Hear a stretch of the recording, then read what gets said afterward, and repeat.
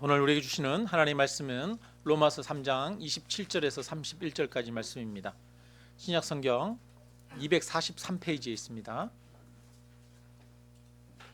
로마서 3장 27절에서 31절까지 우리 함께 한 목소리로 같이 읽겠습니다. 그런즉 자랑할 때가 어디 있느냐? 있을 수가 없느니라. 무슨 법으로냐? 행위로냐? 아니라 오직 믿음의 법으로니라.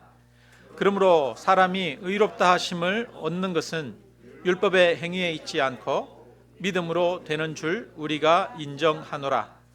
하나님은 다만 유대인의 하나님이시냐?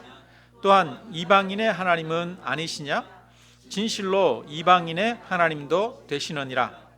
할례자도 믿음으로 말미암아 또한 무할례자도 믿음으로 말미암아 의롭다 하실 하나님은 한 분이시니라. 그런즉 우리가 믿음으로 말미암아 율법을 파기하느냐? 그럴 수 없느니라. 도리어 율법을 굳게 세우느니라. 아멘. 며칠 전에 TV를 보다가 동물을 사랑하는 한 여인이 나오는 그런 프로그램을 보았습니다. 이 여성은 병들고 상처난 토끼를 집에 와서 치료하고 돌보다가 그만 정이 들어서 집에서 토끼도 키우고 있더라고요. 또 집에 고양이도 키우고 있고요. 그런데 그런 그녀가 이번에는 대형견 골든 리트리버 2마리를 구조해서 돌보고 있었습니다. 나이가 많은 그런 개였어요. 그리고 보니까 굉장히 메말라 있었고 또 피부병 때문인지 털이 여기저기 덤성덤성 빠져 있는 그런 개였습니다. 딱 보기에도 안쓰럽고 또 한편으로는 볼품이 없었습니다. 우리가 너무 볼품없는 그런 모습을 보면 좀 보기가 흉하다 이런 느낌이 들잖아요. 인상도 좀 찡그려지고 보기가 흉한 그런 정도의 개였습니다. 리트리버가 걷는 걸 보니까 걷는 것도 이렇게 이 다리가 아픈지 좀 불안해 보였습니다. 한눈에도 이 개는 참 많이 힘든 그런 개구나 이런 걸 알 수가 있었어요. 그녀가 살고 있는 집에는 이미 다른 동물들이 있어요. 토끼도 있고 고양이도 있고 그러니까 야외에서만 생활하던 훈련되지 않은 그런 리트리버를 같이 키울 수는 없었던 것 같습니다. 그녀는 자기가 살고 있는 집 근처에 다른 집을 하나 구했던 것 같아요. 그래서 빌라 같은 곳에서 리트리버 2마리를 키웠습니다. 그러니까 이 여성은 이 집에서 토끼랑 고양이랑 다른 동물들 돌보고 또 이 집에 가가지고 리트리버 그 개 2마리 돌보고 이러는 왔다 갔다 하는 거죠. 동물들 돌보느라고 바쁘게 왔다 갔다 하더라고요. 이 리트리버는 야외에서 생활하던 그런 개였어요. 그러니까 실내에서는 대소변을 제대로 구분하지 못하고 방 아무데나 이렇게 대소변을 보았습니다. 여성은 리트리버가 아무 곳에나 본 그 대변을 아무렇지 않게 치웠습니다. 그녀가 리트리버의 이 식사를 위해서 소고기를 사가지고 소고기를 구워서 이렇게 잘게 잘라서 주었습니다. 고기 맛을 알아버린 이 리트리버가 편식을 하기 시작했대요. 그런데 그녀는 리트리버가 고기만 먹으려고 하는 그런 편식하는 모습조차도 예쁘고 좋았다, 좋다 이렇게 말합니다. 아픈 동물을 향해서 연민과 사랑의 마음을 가진 그런 여인이었습니다. 그러나 저는 그 프로그램을 더 이상 보고 싶지는 않았어요. 그래서 다른 곳으로 그냥 채널을 돌려버렸어요. 늙고 병든 개 2마리를 돌보기 위해서 빌라를 따로 구하고 야외에서만 살던 개를 실내에서 키우며 대소변 치우느라 고생하고 게다가 개에게 사람들도 잘 먹지 못하는 소고기를 구워서 먹이고 고기만 먹겠다고 고집 피우는 그 개의 모습조차도 보기가 좋다고 하는 그녀는 도가 지나쳐도 한참 지나치다 이런 생각이 들어서 더 이상 보고 싶지 않았어요. 그렇다고 제가 동물을 혐오하거나 그런 사람은 아닙니다. 저희 집에도 길고양이 5마리 맨날 밥 주고 있어요. 네.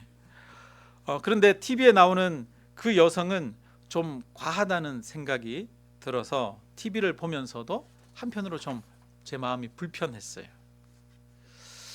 그런데 이제 제가 이렇게 말씀을 준비하면서 성경을 보는데 그 TV를 보았던 그 장면이 다시 생각이 나는 거예요.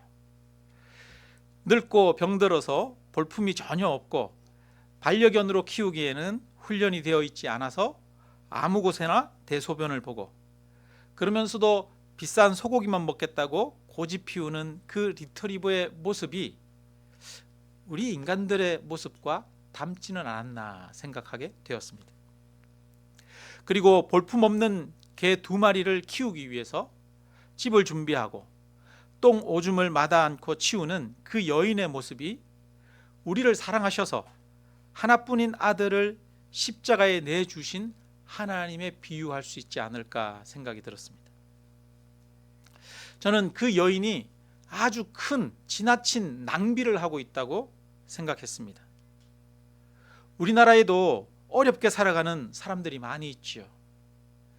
아이들 중에도 정말 힘들게 열악한 환경 속에서 살아가는 그런 아이들이 많이 있습니다. 그런 사람들을 위해서 그 개에게 사용되는 돈이 사용되어지면 얼마나 좋을까 이런 생각도 한편으로 들었습니다. 늙고 병든 그 개는 쓸모가 없으니 차라리 안락사 시키는 것이 합리적이지 않을까 생각이 들었습니다. 그 여인이 늙고 병든 개 2마리를 구조해서 너무나 큰 낭비를 하고 있다라고 생각이 들었습니다. 그런데 사실 가장 큰 낭비를 하신 분이 있습니다. 누굴까요? 하나님이십니다. 하나님은 창조자요, 우리는 피조물입니다. 하나님과 우리는 비교가 불가능하지요. 사실 개와 사람도 어떻게 그 존재 가치를 비교할 수 있겠습니까? 개보다 사람이 훨씬 더 귀하지 않겠습니까? 그러나 개와 사람을 비교하는 것보다 하나님과 피조물인 우리 사이에는 더 큰 간격이 있고 비교가 불가능한 차이가 있는 것이죠. 하나님이 보시기에 우리는 타락하여 아주 악한 죄에 물들어 있고 무익하고 아무 쓸데없고 하나님을 대적하고 반역하고 변화의 가능성이 전혀 없는 쓸모없는 그런 자들입니다. 성경에 우리가 로마서에서 보았지 않습니까? 하나님이 보시기에 세상이 다 죄로 물들어서 무익하게 되었다. 하나님께 나아갈 수 없게 되었다라고 말하지 않습니까?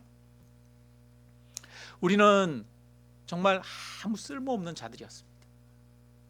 그런데 하나님은 쓸모없는 우리를 위해서 가장 귀한 독생자 예수를 십자가에 내주셨습니다. 사실은 하나님이야말로 가장 크게 낭비를 하신 분이시죠. 개를 돌보는 여인은 돈을 좀 많이 낭비했지만 하나님은 우리를 위해서 자신의 전부와 같은 독생자를 주셨습니다. 하나님은 우리를 위해서 자신의 모든 것을 쏟아 부으신 것입니다. 우리가 도대체 뭐라고? 그 온 우주의 창조자가 보시기에 우리가 뭐라고 하나님이 이처럼 우리를 위해 모든 것을 쏟아 부으셨습니까? 여인은 늙고 병들고 보기 흉한 큰 리트리버 2마리를 많은 비용을 들여서 돌볼 이유가 전혀 없습니다. 리트리버에게 그만한 자격이 있거나 가치가 있는 것이 아닙니다. 그냥 무시해도 되죠? 제가 보기에는 안락사 시켜도 될 것 같아요. 그 리트리버에게는 이쁜 구석이 하나도 없습니다. 제가 보기에는 그랬어요. 그 리트리버는 아주 많은 비용을 들일 만한 가치나 그만한 자격이 없습니다. 그러나 그 여인이 남들이 돌보지 않는 그 리트리버를 귀하게 여긴 것이죠.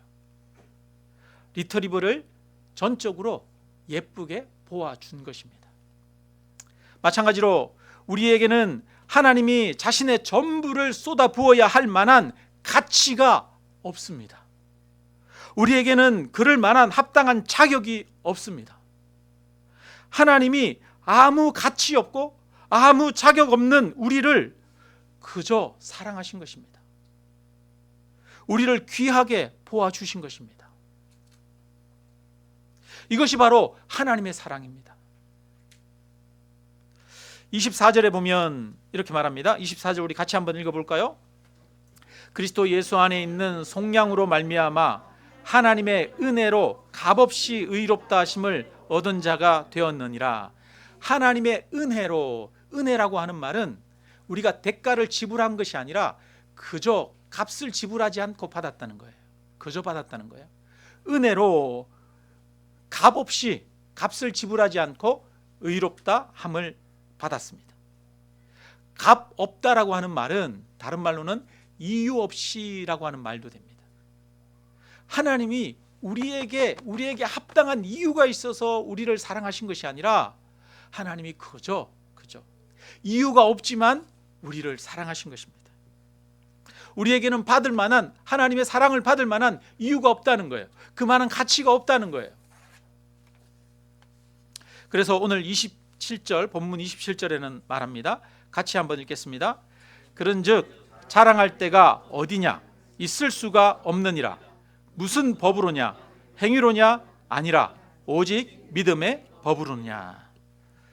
여러분, 우리에게는 하나님 앞에 내세울 만한 것이 없어요. 자랑할 만한 것이 없다는 거예요. 하나님 내가 이러니까, 내가 잘했으니까 나한테 뭘 주셔야 되는 거 아니에요? 그러면서 하나님 앞에 뭔가를 요구할 만한 그런 가치, 그런 자격, 그런 행위가 우리에게는 없다는 것입니다. 우리의 행동이나 우리의 능력이나 우리가 가진 물질이나 우리가 살아왔던 지난날의 삶이나 그 모든 것이 우리가 구원 얻는데 단 0.0001%도 기여를 하지 못합니다. 우리를 구원하는 것은 100% 이유 없이 베푸신 전적인 하나님의 사랑 때문입니다. 하나님이 우리를 이유 없이 사랑하십니다. 자격이 없어도 우리를 사랑하십니다. 우리에게 사랑받을 만한 자격이 있어서 사랑하는 것이 아닙니다. 우리에게 아름다운 것이 있어서 우리를 사랑하는 것이 아닙니다. 내게는 비록 사랑받을 만한 것이 하나도 없지만 하나님은 이유 없이 우리를 사랑하십니다. 그리고 우리를 위해서 하나뿐인 아들을 주셨습니다. 하나님이 우리를 위해 전부를 주셨습니다. 이것이 바로 하나님의 사랑입니다. 하나님은 지금도 이 사랑으로 우리를 사랑하고 계십니다. 여러분, 우리에게 하나님으로부터 받을 만한 사랑 이유가 있었다라고 생각하지 마십시오. 우리에게는 하나님의 사랑을 받을 만한 아무런 이유가 없습니다. 그런데도 하나님은 우리를 사랑하십니다. 지금도 여전히 사랑하십니다. 그래서 이제 우리는 하나님 앞에 무엇인가 자랑할 만한 거리를 가지고 나오지 않아도 됩니다. 우리의 선행이나 우리의 잘남이나 우리의 헌신을 가지고 나오지 않아도 됩니다. 하나님이 찾는 것은 상한 심령이라고 말합니다. 하나님이 찾는 것은 저와 여러분의 선행이나 헌신이 아닙니다. 우리의 헌금이 아닙니다. 하나님이 찾는 것은 아파하며 힘들어하는, 나는 가치 없는 자입니다 라고 고백하는 상한 심령입니다. 하나님 앞에 나아갈 때는 가치 없는 우리를 값없이, 이유 없이 사랑하시는 그 크신 하나님의 사랑만을 믿고 나아가면 됩니다. 그래서 오늘 본문에는 무슨 법으로냐, 행위로냐, 아니라 오직 믿음의 법으로니라 이렇게 말씀합니다. 우리의 행위로 하나님 앞에 나아가는 것이 아니라 하나님의 사랑을 믿는 믿음으로 나아가는 것입니다. 많은 사람들이 자기를 자랑하려고 하는 마음이 있습니다. 조금 아는 게 있으면 드러내려고 하고, 남들보다 좀 잘하는 게 있으면 인정받으려고 하고, 또 자신이 살아온 인생 경력을 자랑하려고 합니다. 정말 자랑할 게 없는 사람은 자기가 고생한 것도 자랑하더라고요. 교회에서 헌신도 하고 봉사도 좀 하고 그래야 좀 떳떳하다고 생각합니다. 여러분, 이것도 자기를 자랑하려고 하는 마음입니다. 자랑한다고 하는 것은 자기가 가지고 있는 자기의 어떤 것을 의지하는 것이죠. 그것을 의지해서 하나님 앞에 나아가려고 하는 것이 자랑하려고 하는 것입니다. 자기가 가지고 있는 지식이나 경험이나 돈이나 헌신이나 이런 것들을 통해서 나도 괜찮은 사람이야, 그런 스스로의 확신을 가지기를 원합니다. 이것이 다 자랑하는 태도죠. 뿐만 아니라 남들보다 가진 것이 좀 적거나 남들보다 아는 것이 부족하거나 남들처럼 헌신하고 참여하지 못하면 마음이 위축되고 스스로 부끄러워하거나 외톨이가 되는 것도 한편으로는 자랑하는 것입니다. 나를 드러내지 않고 내가 다른 사람들보다 못한 것을 비교하고 스스로 위축되고 스스로 숨는 것도 자기를 의지하는 거예요. 나를 사랑하시는 하나님을 의지하는 게 아니라 내가 가진 것을 의지하는 것 아닙니까? 내가 가진 것을 의지하기 때문에 스스로 부끄러워하고 수치스러워하는 것 아닙니까? 성도님들 중에도 살다가 경제적으로 어려워지거나 삶의 문제가 잘 안 풀어지고 어려운 일이 생기면 사람들 만나는 것이 불편해서 교회에 안 나오는 경우가 있습니다. 여러분, 이해되시죠? 신방을 가서 예배에 나올 것을 권유하면 형편이 좀 나아지면 나갈게요, 이렇게 말하는 경우도 있어요. 여러분, 무엇을 의지하는 겁니까? 하나님을 의지하는 겁니까? 하나님의 전적인 은혜와 사랑을, 내 존재 자체를 있는 모습 그대로 받으시는 그 하나님의 사랑을 믿고 의지하는 겁니까? 아니면 내가 가진 것을 의지하는 겁니까? 내가 가진 것을 의지하는 거예요. 사람들 앞에 나가고 교회에도 나가려면 내가 좀 형편이 괜찮은 상태여야 한다는 것입니다. 하나님 앞에 무엇을 가지고 나가려 합니까? 자기를 가지고 나가려 합니다. 힘들면 힘들수록, 어려우면 어려울수록 오히려 하나님 앞에 나아가고 예배의 자리로 나아가서 하나님께 기도해야 마땅한 것 아니겠습니까? 하나님은 우리가 가진 것을 보지 않습니다. 사람들은 우리가 가진 것을 보지만 하나님은 오히려 보잘것없는 우리를 있는 모습 그대로 존재 자체로 사랑하십니다. 지금도 하나님은 그 사랑으로 우리를 사랑하시고 우리에게 은혜를 베푸시는 분이십니다. 그런데 참 우리가 이처럼 연약해서 우리가 가진 것을 의지할 때가 정말 많아요. 저도 그럴 때가 참 많아요. 저도 늦게까지 학교를 다녔어요. 친구들은 다 일찍 대학 졸업하고 대학원 졸업하고 취업하고 경제활동을 하고 그러는데, 저는 대학원을 졸업하고 늦게까지 공부해서 대학원을 졸업하고 또 취업을 했는데, 취업한 곳이 교회잖아요. 교회 부교육자로, 처음에는 전임으로, 이제 예전에 그전에는 그 파트타임으로 그렇게 해서 교육전도사로 사역하다가 학교를 졸업하고는 이제 전임 강도사로 그렇게 사역을 했어요. 근데 전임 강도사로, 전임 전도사, 전임 강도사로 사역하는데도 정말 생활비가 정말 적었어요. 그래가지고 한 달 살고 나면 카드값이 더 늘어나고, 한 달 살고 나면 카드값이 더 늘어나고, 점점 시간이 지나면 지날수록 카드값만 더 쌓여가요. 근데 친구들이 모이는데, 친구들 모임을 하고 오랫동안 만났던 고등학교 때부터 가까이 지냈던 교회 친구들이 있었는데, 교회 친구들인데도 이렇게 모임을 하면은 그 모임에 갈 수가 없더라고요. 왜? 모임에 갈 회비도 변변치 않았으니까. 그러니까 스스로 위축되고 스스로 그 모임에 안 나가게 되고 관계도 멀어지고 그러더라고요. 아마 친구들은 다 교회 다니는 친구들이었기 때문에 제가 그냥 있는 모습 그대로 가도 그냥 저를 기쁘게 또 여겨주고 받아주고 환영해 주었겠지만, 저 자신이 너무 초라해가지고 사람들 앞에 나갈 수가 없었어요. 무엇을 의지하는 겁니까? 나를 의지하는 것 아닙니까? 사실 우리는 이처럼 나를 의지하죠. 내가 가진 것이 없으면 초라하고 비참해지지 않습니까? 그것은 내가 가진 것이 없어서 초라하고 비참해지고 그래서 위축되고 소심해지는 것, 그것 또한 전적인 하나님의 사랑을, 하나님의 은혜와 사랑 안에 있지 못하는 태도라는 거예요. 자기를 자랑하려고 하는 것입니다. 자기를 자랑하는 태도, 이것은 때로는 다른 사람들을 보고 평가하고 판단하는 모습으로도 드러납니다.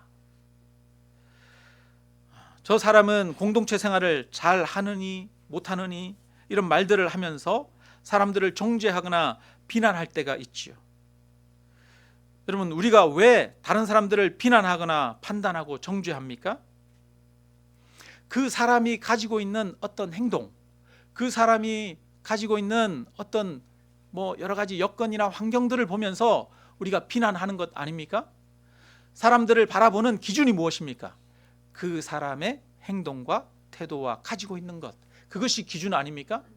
우리는 어떤 사람의 행동과 태도를 보면서 비난하지만 정말 돈이 많고 부자인 사람은 그 사람이 돈을 얼마나 가지고 있는 것, 그것 보고도 그 사람을 판단하고 평가할 것입니다. 그렇지 않겠습니까?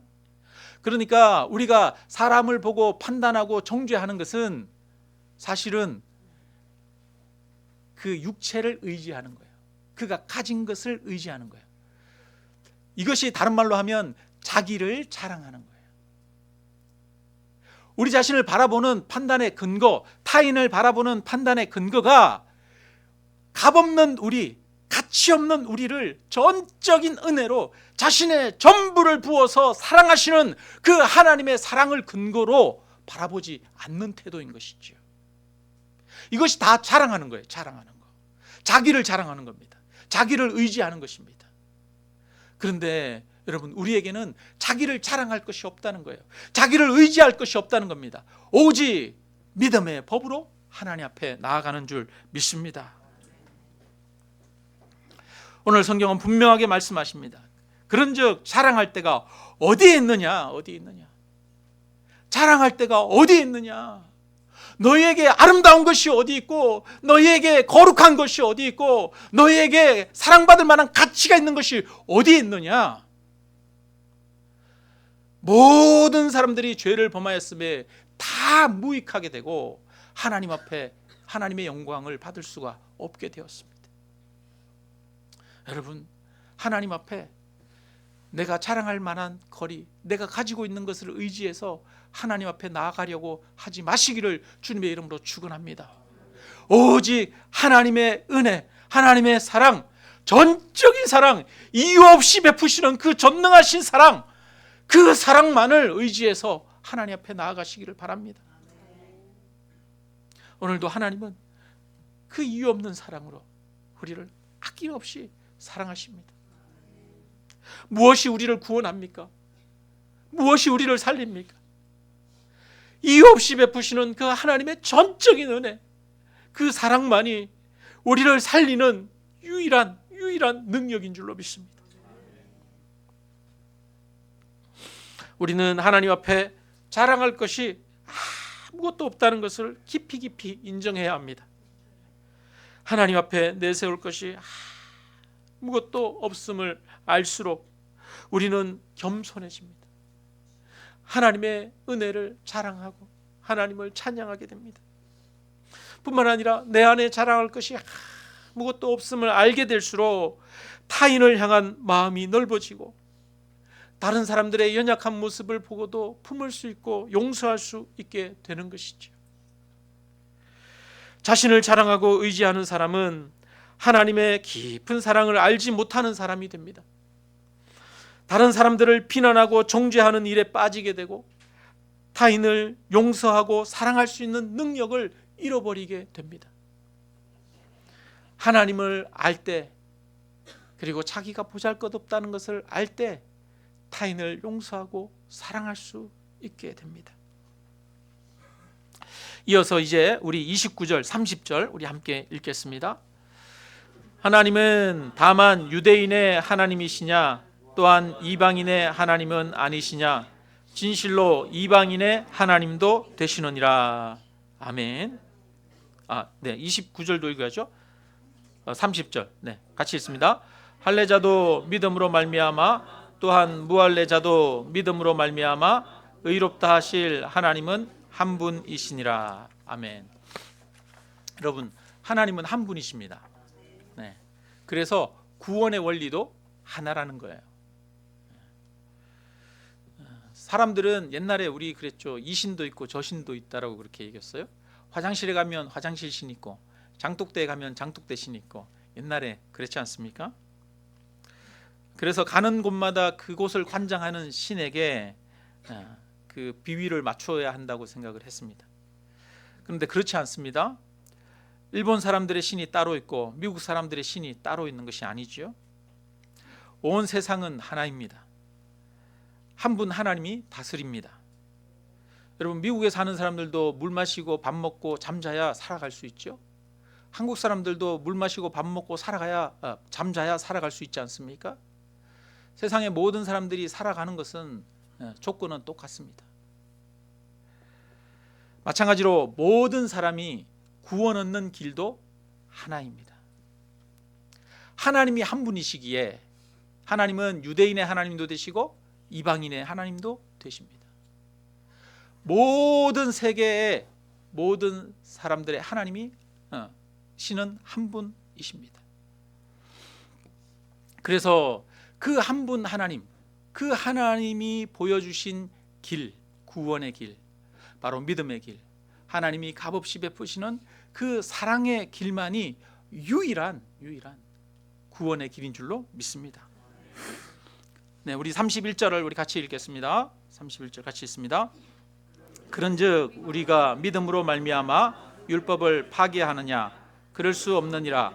도리어 율법을 굳게 세우느니라. 아멘. 그런 사람들이 있어요. 예수 믿으면, 구원 얻으면 더 이상 율법을 지키지 않아도 된다, 이런 주장을 하는 사람들이 있습니다. 그 사람들이 누굽니까? 구원파, 그런 사람들이.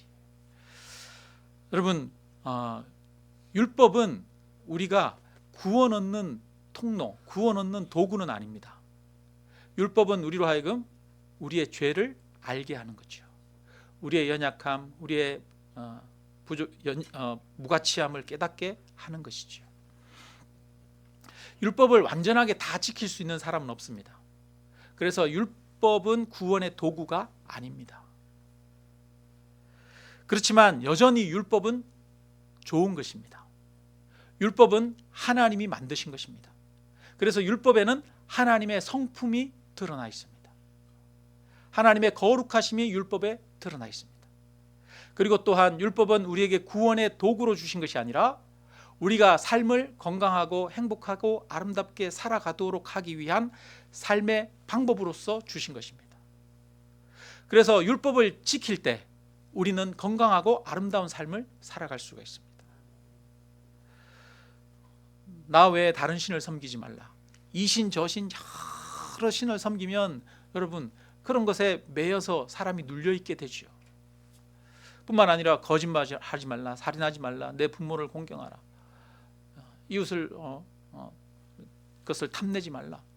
여러분, 이런 말씀들을 지키는 것이 우리가 아름답게 살아갈 수 있는 방법이죠. 만약에 이런 하나님의 율법들을 마음대로 어겨도 된다면 이 사회는 얼마나 혼탁해지겠습니까? 그리고 사람이 살기 힘들어지는 그런 세상이 되겠습니까? 그러니까 이 율법을 지키는 것은 선한 것이다, 선한 것이 아니다? 선한 것이다. 율법을 지키는 것은 우리가 건강하게 행복하게 살아갈 수 있는 삶의 비결이기도 하다. 우리의 삶을 지켜주는 울타리와 같은 것이 율법입니다. 그래서 우리는 율법을 지키기 위해서 열심히 노력할 필요가 있습니다.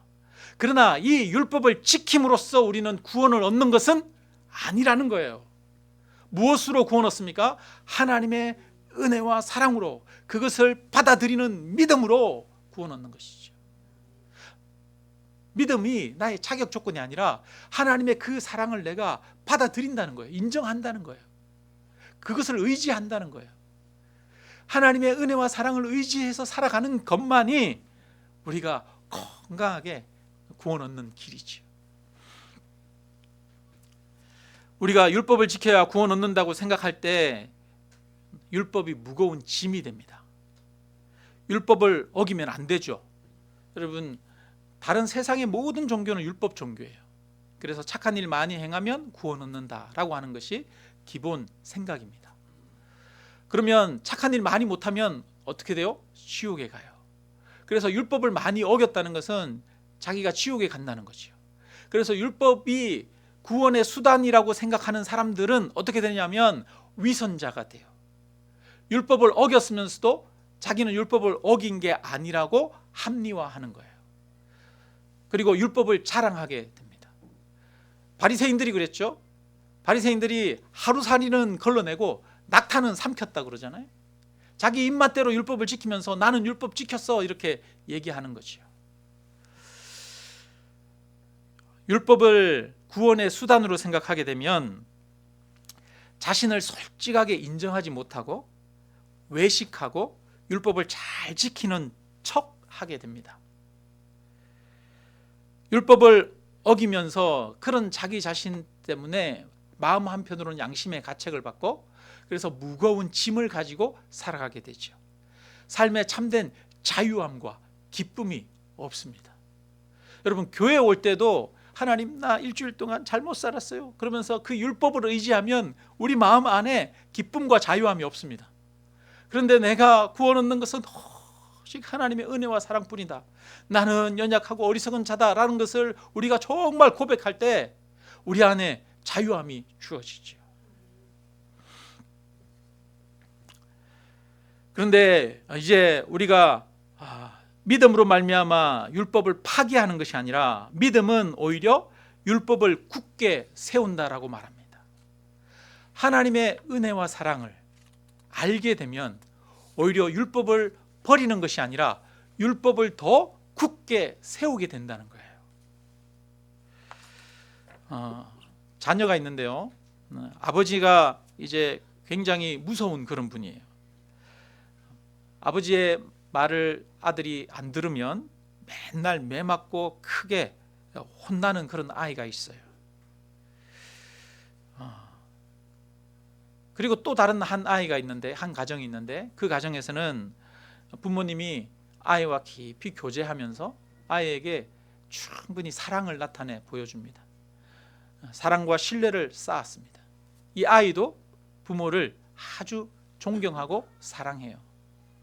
그러면 한 사람은 억압적으로 강제로 부모의 말씀을 듣게 하고 한 사람은 아이가 부모를 사랑하고 존경하도록 만들고 깊이 교제하고 그렇게 살아가는 두 가정 중에 어느 가정의 아이가 부모님의 말씀을 잘 듣겠습니까? 두 번째겠죠. 두 번째. 부모와 깊은 사랑의 교제를 나누고 신뢰를 하는 그 가정이야말로 더 부모님의 말씀을 잘 듣게 되겠죠. 제 삶을 돌아봐도 그런 것 같아요. 저도 오랫동안 신앙생활을 했잖아요. 그런데 예수님을 믿는다고 하면서도 여전히 율법적인 그런 사고, 그런 생각들을 가지고 있는 그런 때가 많았어요. 의무적으로 헌신도 해야 되고 봉사도 해야 되고 뭐도 해야 되고 11조도 해야 되고 그렇다고 생각할 때가 참 많았어요. 그럴 때 헌금하는 일이 아주 무거운 짐이었어요. 목회자로 살아가면서도 헌금할 때마다 정말 힘들었어요. 기쁨으로 사역을 감당하고 기쁨으로 헌신하지를 못했어요. 그런데 세월이 흐르고 시간이 지나면 지날수록 내가 무가치한 자라는 것을 깨닫고 전적으로 내게 은혜를 베푸시고 사랑을 베푸시는 하나님의 사랑, 그 사랑을 더 많이 알게 되고 느끼게 되고, 그리고 복음의 이 진리를 점점 더 깨달아가면서 헌신하는 것, 다른 사람들을 섬기는 것이 기뻐지는 것이에요. 하나님 앞에 예물을 드리는데 그것이 기쁨이 되더라고요. 부담이 아니라 기쁨이 돼요. 여러분, 그래서 믿음은 무엇을 세운다고요? 율법을 파기하는 것이 아니라 율법을 세우느니라. 하나님의 사랑을 깊이 인정하고 아는 것, 나를 의지하는 것이 아니라 내 안에 있는 잘하는 것, 내 선한 것, 이런 것들을 의지하는 것이 아니라 오직 하나님의 은혜와 사랑뿐임을 깨닫고 그 사랑을 깊이 알고 경험하는 것만이 율법을 세우는 겁니다. 율법을 더 지킬 수 있는 힘과 능력을 주는 거예요. 그리고 하나님의 성령이 우리 안에 함께 계셔서 우리로 하여금 하나님을 따라 함께 살아갈 수 있는 그런 능력이 되는 것입니다. 말씀을 마칩니다. 여러분, 우리에게는 자랑할 것이 아무것도 없습니다. 그런 우리를 전적인 은혜로 아무 이유 없이 사랑하시는 그 하나님의 사랑을 믿고 우리 죄가 용서받았음을 온전히 믿으시기를 주님의 이름으로 축원합니다. 여러분, 내게 자랑할 것이 아무것도 없다고 하는 사람은 자기를 드러내려고 하지 않고, 또한 자기를 애써 숨기려고도 하지 않고, 그리고 타인을 향해서 함부로 판단하고 평가하지도 않고 있는 모습 그대로 존재 자체를 수용하게 됩니다. 그런 우리의 모습이 우리의 삶이 되기를 주님의 이름으로 축원합니다.